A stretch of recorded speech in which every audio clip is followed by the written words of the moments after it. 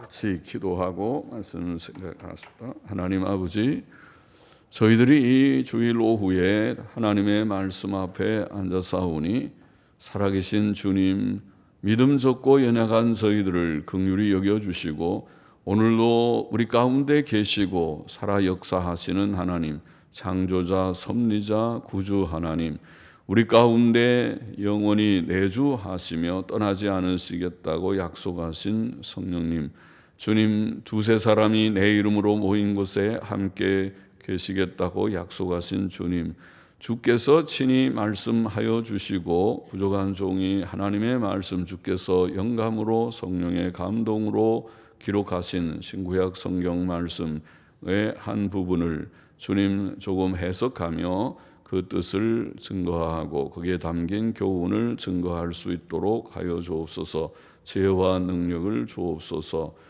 주의 영께서 말씀하시고 말씀을 전하며 말씀을 듣고 받게 하여 주옵소서. 예수님의 이름으로 기도하옵나이다. 아멘. 아멘. 레위기 24장 말씀 좀 생각해 보십시다. 1절부터 다시 보십시다. 여호와께서 모세에게 일러 가라사대 이스라엘 자손에게 명하여 감람을 찌어낸 순결한 기름을, 그러니까 감람유죠. 감람을 가지고 감람나무로 만든 기름이죠. 감람나무의 열매를 가지고 만든 기름이겠죠. 찌어낸 순결한 기름을 켜기 위하여 네개로 가져오게 하고, 감람나무는 오늘 우리말로는 이 감나무가 아니고 올리브 나무입니다. 올리브는 알죠? 올리브유는 알죠? 감람유는 올리브유이겠죠.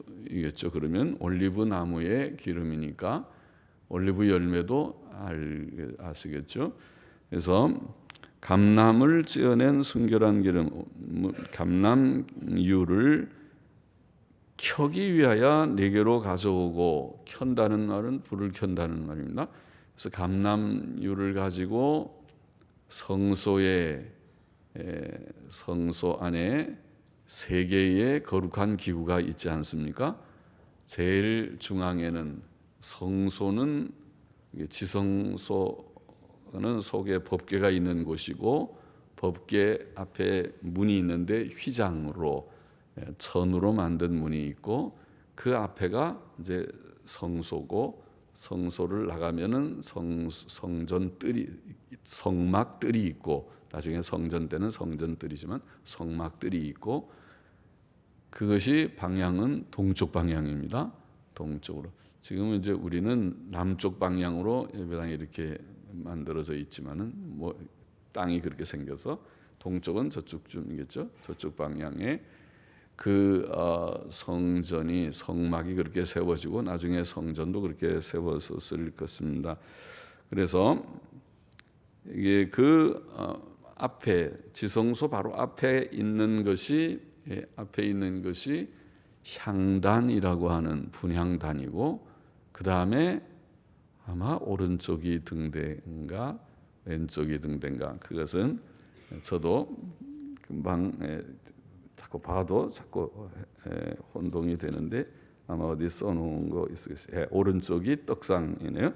오른쪽이 떡상이고 왼쪽이 등대입니다. 그러니까 동쪽을 바라보면서 지금 얘기하면은 오른쪽은 북쪽이고 왼쪽은 남쪽이 되겠죠. 여하튼 방향은 그런데, 여하튼 여러분들이 앉은 자리가 성소라고 생각하면, 여기가 이제 지성소라고 우리 가정하십시다. 그러면은 바로 지성소와 성소 사이에 문이 있는데, 휘장으로 천으로 만든 문이 있고, 그리고 그 바로 앞에 향단, 분향단이라는 향을 사르는 향단이 있습니다. 별로 크지 않은 단입니다. 향단이 있고, 그리고 그 다음에 여러분들이 오른쪽으로 지금 뭐가요? 떡상이 있고, 왼쪽으로는 등대가 있고, 이렇게 세 개의 기구가 성소에 있습니다. 성소라는 것도 그렇게 크지 않죠. 성소 자체, 성소는 폭이 10규빗이니까 한 4.6m 정도 되고, 길이가 20규빗이니까 그의 백압절 정도 되는 것이니까 과히 그렇게 크지 않습니다. 한 9m 또 폭은 4.5m 정도 되는 그런 크기의 장소가 성소입니다. 지성소는 좌우로 4.5m 정도 되는 크기의 장소가 지성소이죠. 그러면 여기에 지금 계속 읽어보십시다.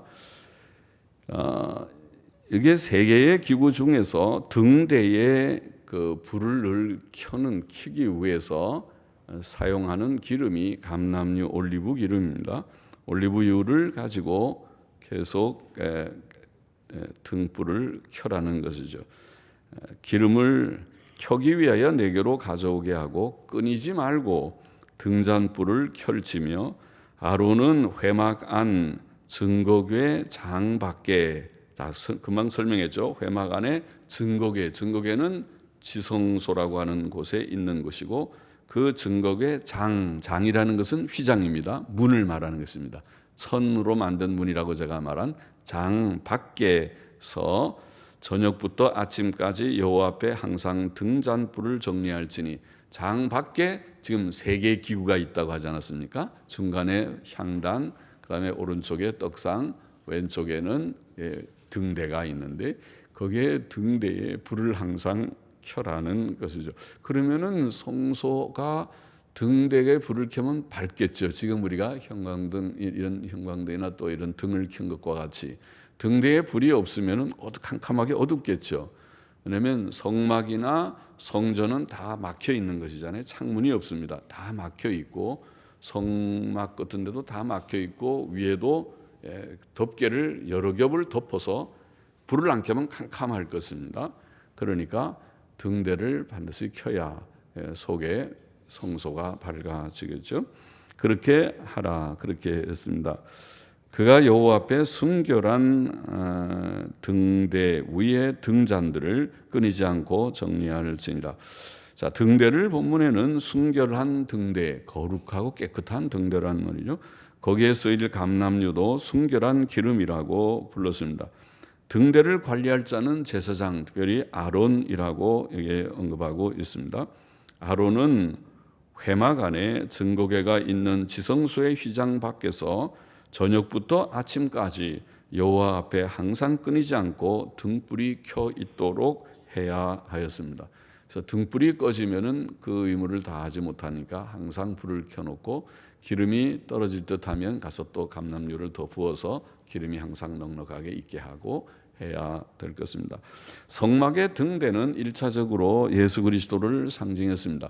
구약의 성막이나 성전은 1차적으로 예수님을 예표하는 뜻이 있고, 또 2차적으로는 우리 성도들이 어떻게 하나님을 섬기는가 하는 예배의 방식, 하나님을 섬김의 방식에 대한 그런 교훈이 담겨 있다고 생각합니다. 그래서 1차적으로 예수님을 상징하는데, 예수님은 온 세상 죄로 인하여 어두워져 있는 무지와 부도덕의 캄캄한 세상의 빛으로 오셨습니다. 나는 세상의 빛이니 나를 따르는 자는 어두움에 다니지 아니하고 생명의 빛을 얻으리라.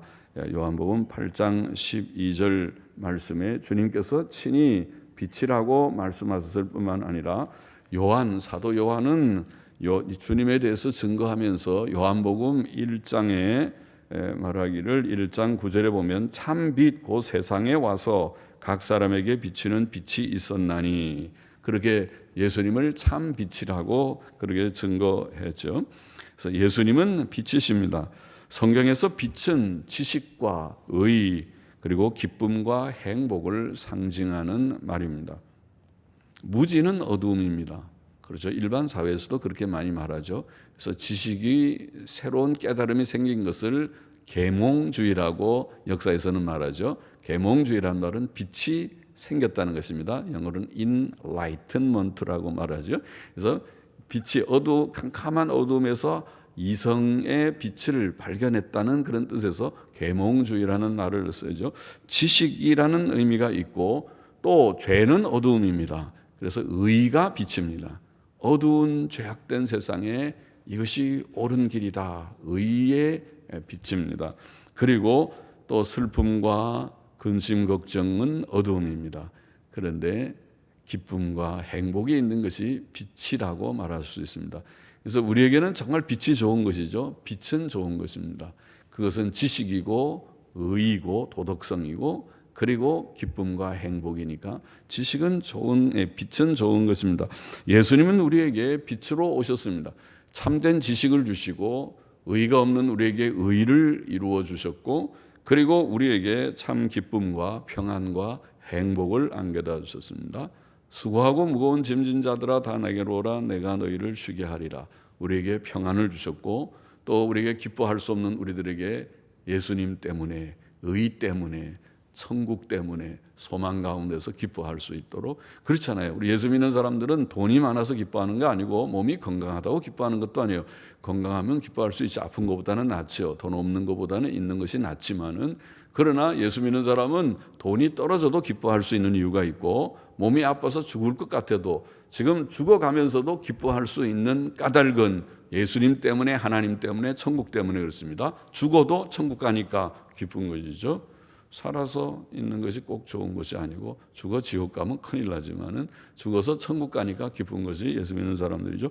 주님이 우리에게 기쁨이 됐습니다. 주님께서 우리에게 빛이 되셨습니다.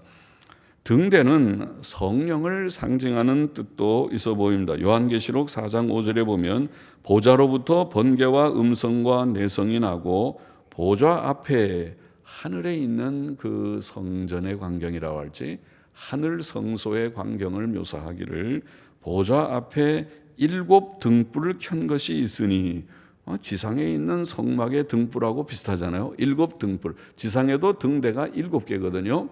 앞에 불이 7개가 켜 있는 그런 등대를 만들었거든요.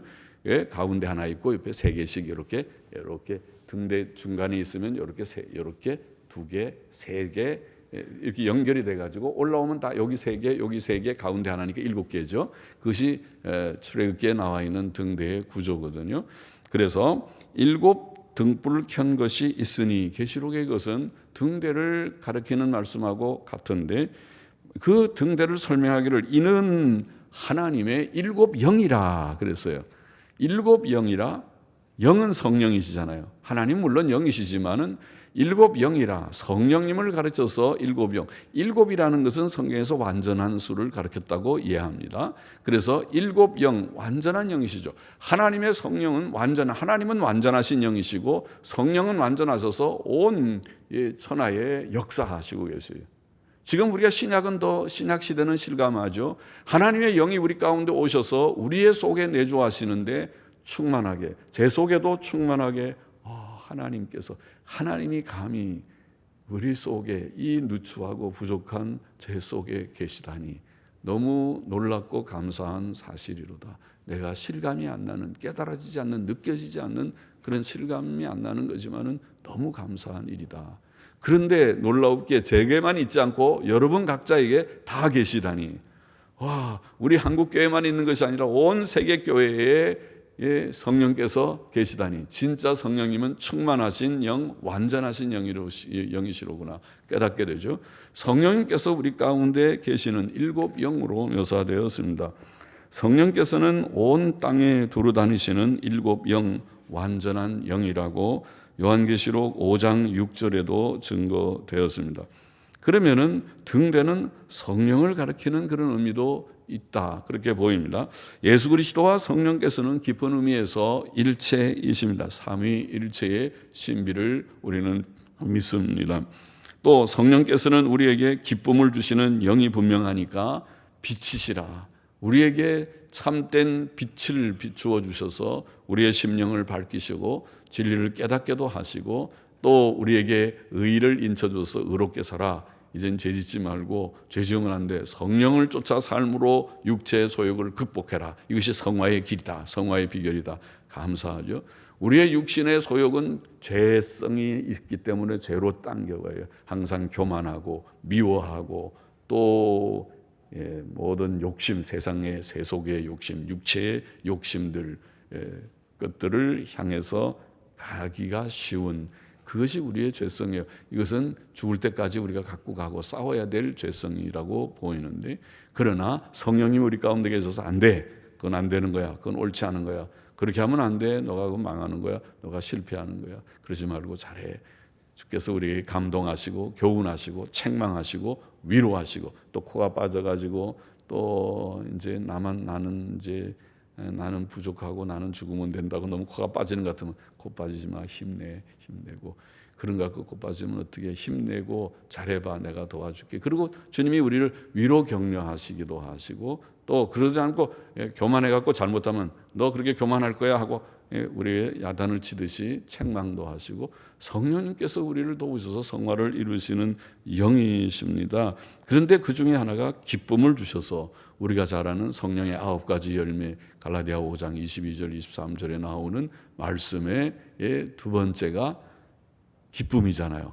사랑과 희락과. 그러니까 성령님이 우리 가운데 오셔서 역사하셔서 죄성을 따라 살지 않고 성령님을 따라 사는 결과는 사랑이에요. 사랑은 율법의 완성이니까 정말 의의 핵심이 사랑이죠.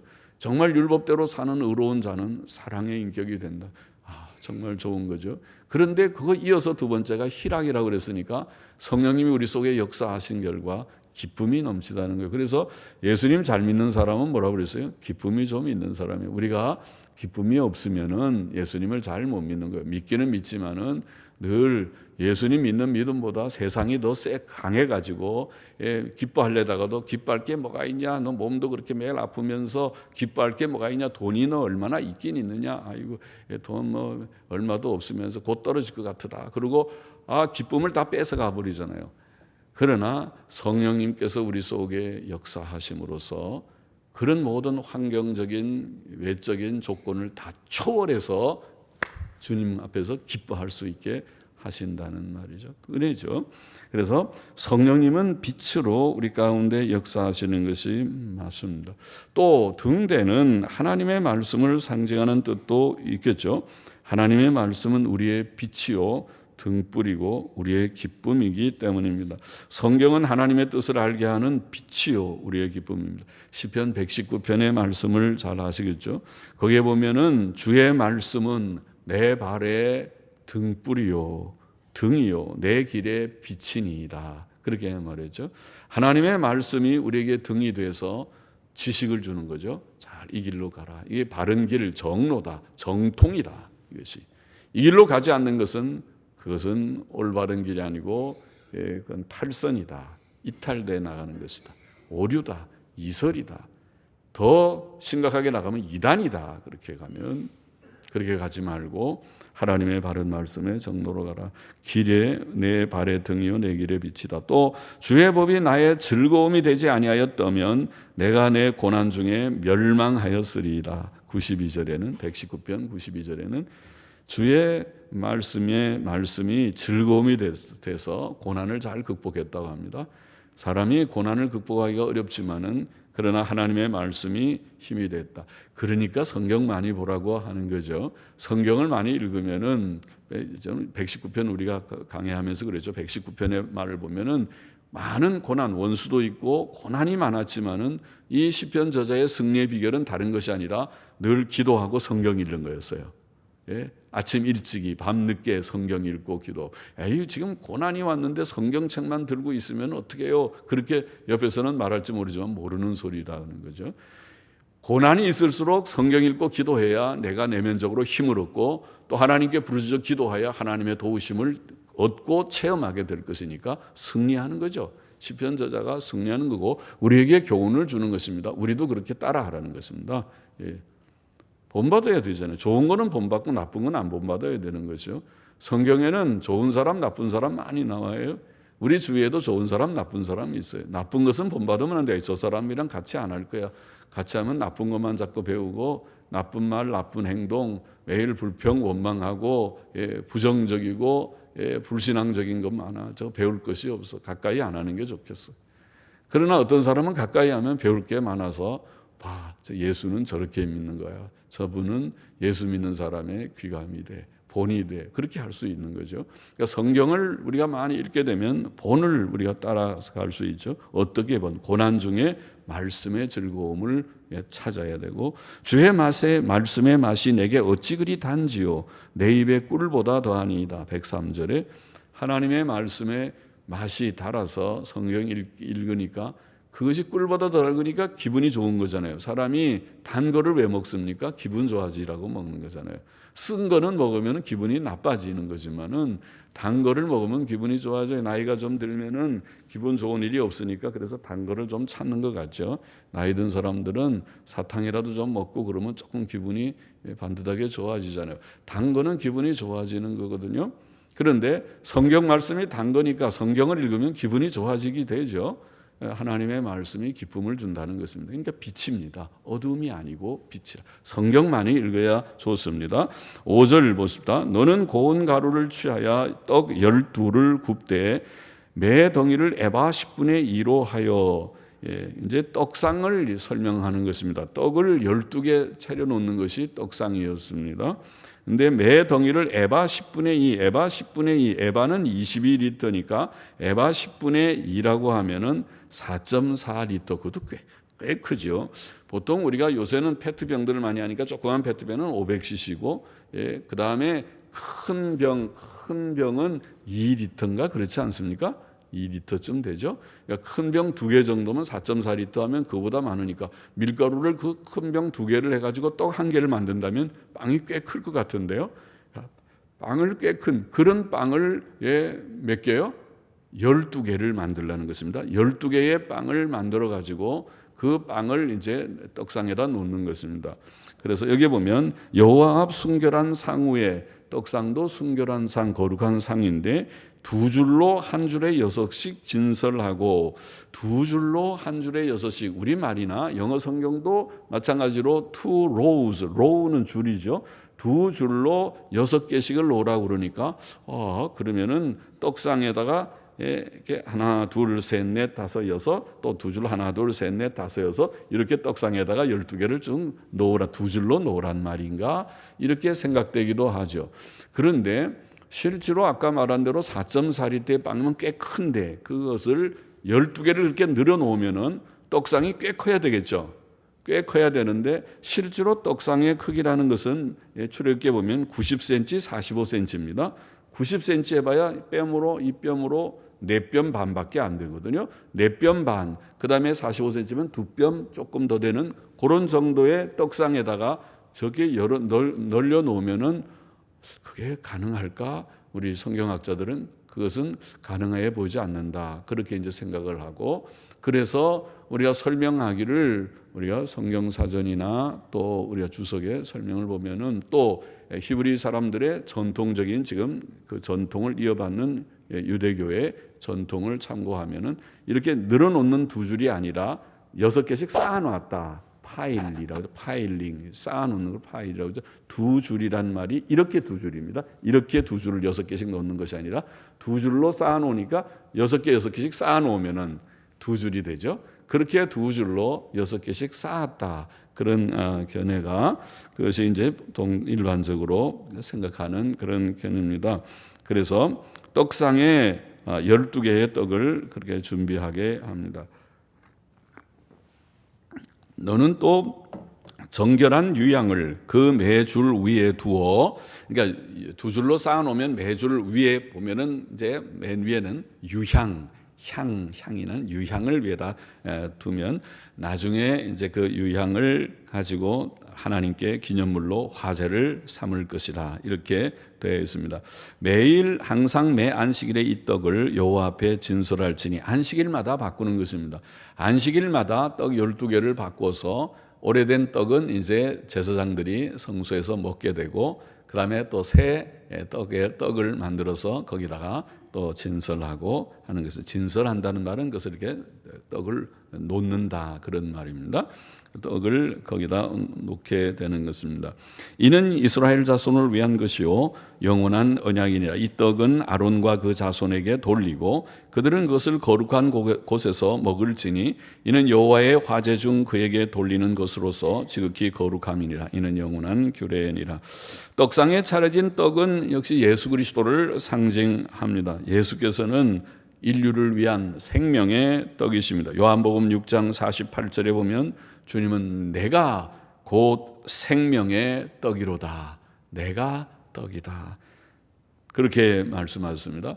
우리는 예수님을 먹는다는 말은 예수님을 이렇게 어떻게 우리가 육신적인 그런 개념이 아니고 영적으로 예수님을 생명의 주님이신 주님을 믿는 것을 표현했습니다. 그래서 예수님은 나는 하늘로서부터 내려온 산 떡이다.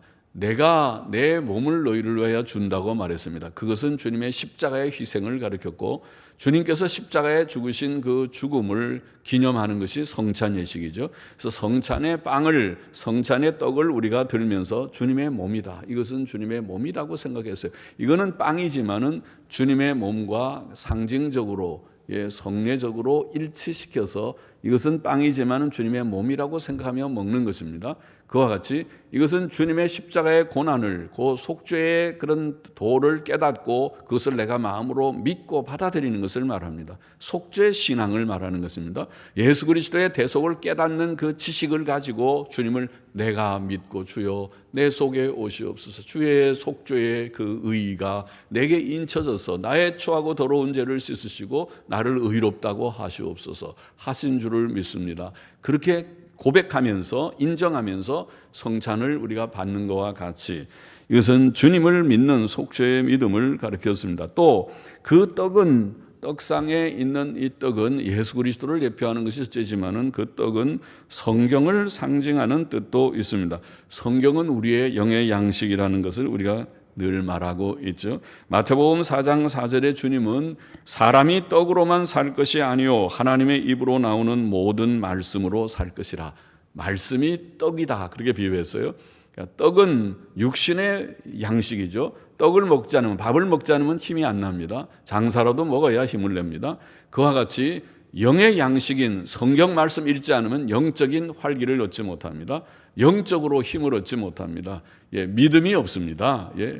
말씀을 늘 가까이 하지 않으면 하나님의 말씀을 죄하로 묵상하는 자가 시냇가에 심은 나무처럼 그들이 활기 있게 자라고 열매를 맺고 꽃을 피고 열매를 맺게 되는 것입니다. 말씀을 가까이 하는 수밖에 없습니다. 그래서 하나님의 말씀은 떡과 같으다. 그리고 말씀을 통해서 우리가 생명력을 얻고 위로와 힘을 얻는다. 10절 넘어가 보십시다. 이스라엘 여인의 아들이요 그 아비는 애굽 사람 된 자가 이스라엘 자손 중에 나가서 한 이스라엘 사람과 진중에서 싸우다가 그 이스라엘 여인의 아들이 여호와의 이름을 회방하며 저주함으로 무리가 끌고 모세에게로 가니라. 그 어미의 이름은 슬로미시요 단지파 디브리의 딸이었더라. 그들이 그를 가두고 하나님의 이름을 회방하니까 이제 감금하고 하나님께 물었습니다. 하나님의 여호와의 명령을 기다리더니 여호와께서 모세에게 일러 가라사대 저주한 사람을 진 밖에 끌어내어, 이제 그 감옥에서 진 밖으로 끌어내어 그 말을 들은 모든 자로 그 머리에 안수하게 하고, 확인해서 정말 그 말을 들었습니까? 들었습니다. 한 명, 두 명, 여러 명의 증인들이 안수해서 확증을 하고 이 사람이 그 여호와의 이름을 회방하는 말을 했습니다. 확증을 하고, 그리고 온 회중이 돌을 들어서 돌로 그를 치라. 무서운 거죠. 사형입니다. 사형 집행을 하는데 돌로 쳐 죽이는 사형 집행을 하라고 그렇게 말씀하십니다.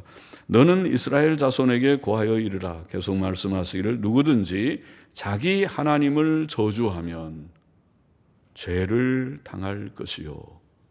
정말 무서운 것이죠. 우리 인간이 아담과 하와는 하나님의 명령을 하나, 선악과의 명령 한 명령을 어김으로 에덴에서 추방되어 나오고 그 죄 때문에 온 인류가 죄인이 됐습니다. 인간은 하나님의 명령을 지켜야 되고 하나님을 높이고 섬기고 또 하나님의 뜻을 우리가 따라 살아야 되는 존재입니다. 하나님의 명령을 어기는 때도 추방을 당하는 것입니다. 하물며 하나님을 향해서 욕을 해요? 하나님을 향해서 저주를 해요? 그는 작은 죄가 아니고 큰 죄다 그 말이죠.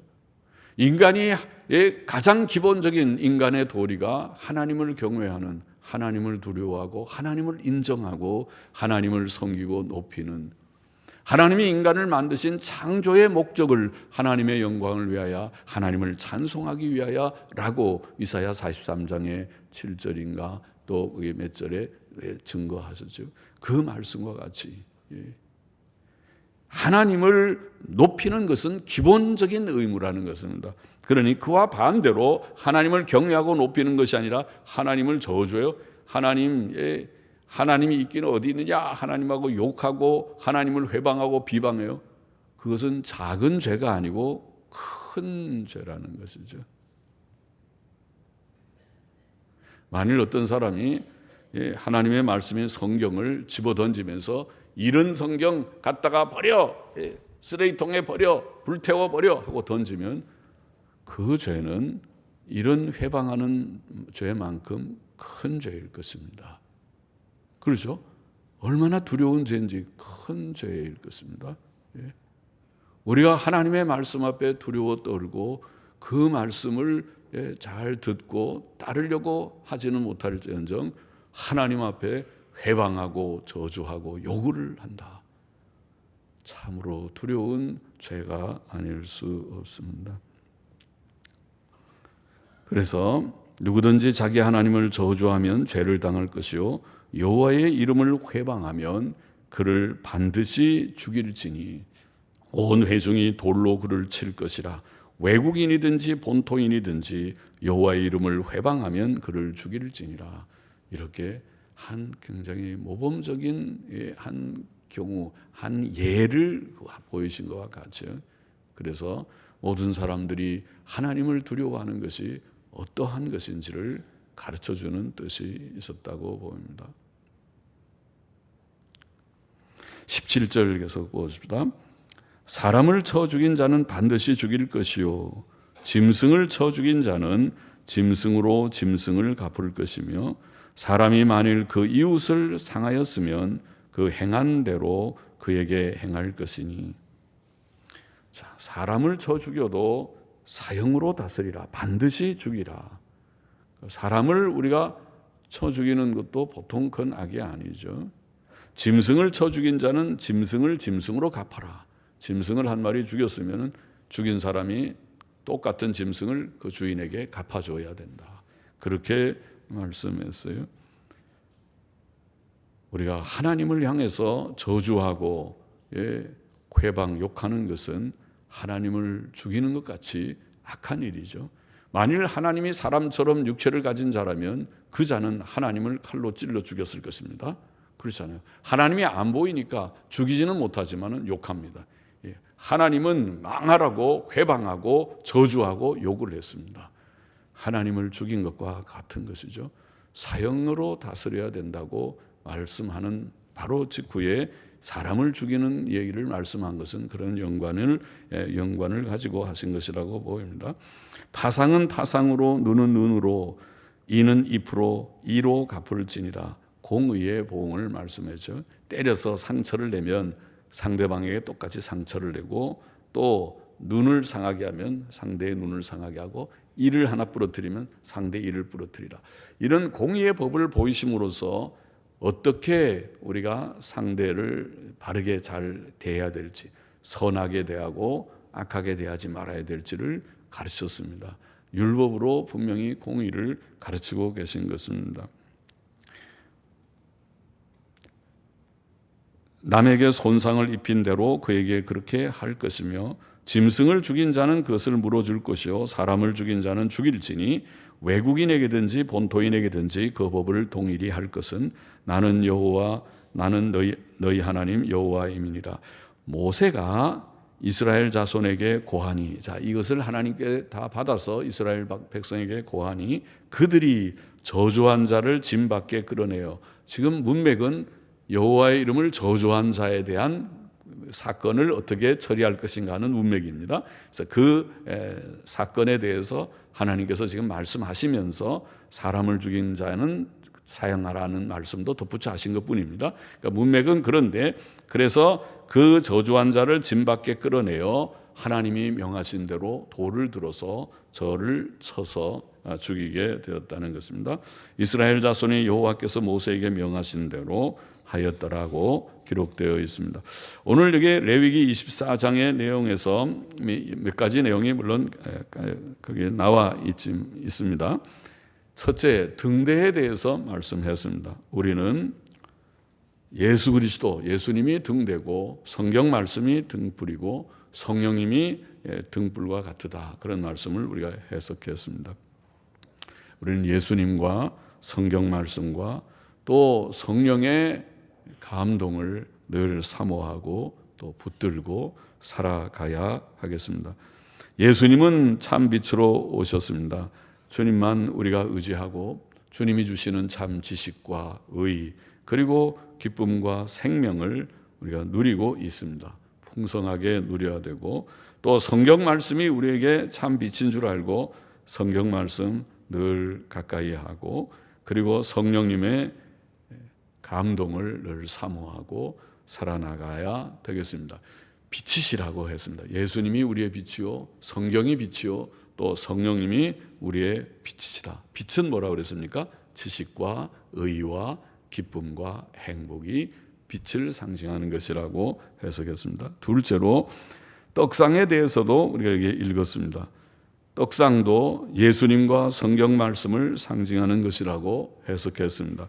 예수님은 우리의 생명의 떡이십니다. 우리가 예수님을 믿음으로 속죄신앙 가짐으로 영원한 생명을 소유한 자들이 되었습니다. 또 성경 말씀은 우리에게 생명의 떡이 되니까, 그래서 우리가 성경을 열심히 읽으세요. 건강한 사람은 밥 한 끼 안 먹어도 배고파 죽겠죠. 죽는다고 말하죠, 우리가. 배가 꼬르륵꼬르륵하고 소리가 나갖고 어떤 사람은 배를 꼭 이렇게 잡아야지, 안 하면 꼬르륵 소리가 나서 옆에 사람한테 창피해가지고 꼭 배를 잡아야 된다고 그래요. 그래서 그거는 건강한 징조예요. 그죠? 건강하지 않으면은 그렇지도 않고 밥맛이 없어요. 예. 밥 먹을 때가 돼도 나는 입맛이 없는데, 밥맛이 없는데, 먹을 생각 없네. 그 사람은 몸이 안 좋은 사람이에요.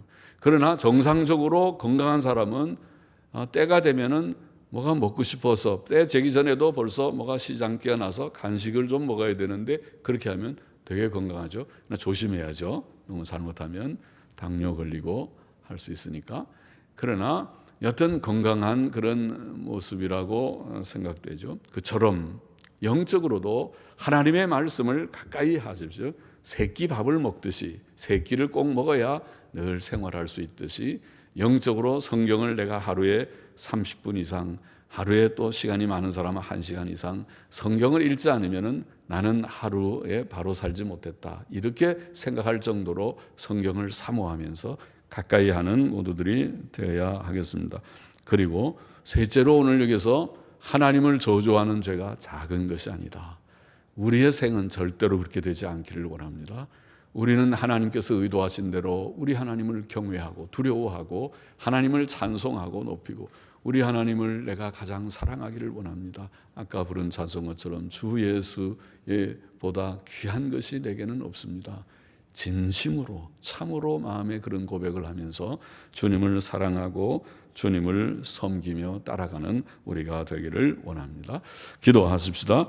하나님 아버지, 참된 빛이 되시는 예수 그리스도와 성경 말씀과 성령님의 빛을 늘 받아서 지식과 의와 기쁨과 행복을 누리며 땅 위에서 살게 하여 주시고, 또 우리에게 생명의 양식인 예수 그리스도를 이미 믿어 영생을 얻어싸우며 날마다 주님 진실이 믿고 성경 말씀을 죄하로 묵상함으로써 우리가 영적으로 부족함이 없는 건강한 자들이 다 되게 하여 주시기를 심히 소원하며, 우리의 생애 동안 남은 여생 주님을 영화롭게 하고 찬송할지언정 주님을 욕하고 주님을 저주하는 이 큰 죄를 결단코 범하지 않게 하여 주시고, 주님께 늘 영광과 감사를 올리는 저희들이 다 되게 하여 주옵소서.